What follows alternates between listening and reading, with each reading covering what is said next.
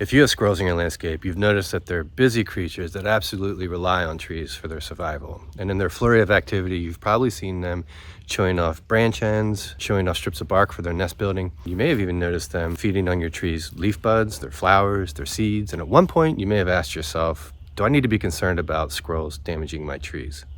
The demand that a family of squirrels place on an established tree is a balanced one. The amount of leaves and twigs they use to build their nest may seem like a lot, but it's usually a tolerable loss. And aside from being a potential eyesore, the nests don't really pose any real threat to the branches that they're wedged into.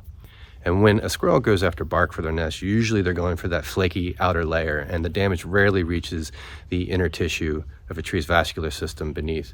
But if you do suspect that a squirrel is doing damage to that inner tissue or cambium, then call an arborist and have them come out and inspect the damage and advise.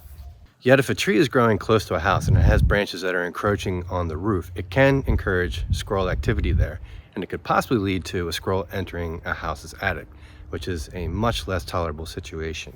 Not to mention, encroaching branches can damage your shingles, it can encourage moss and algae to grow on your roof, and so pruning encroaching branches away from your house and roof line to increase clearance has multiple benefits.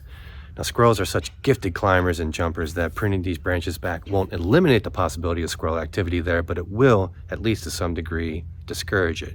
And at the very least, it'll prevent branches from doing damage to your house and your roof.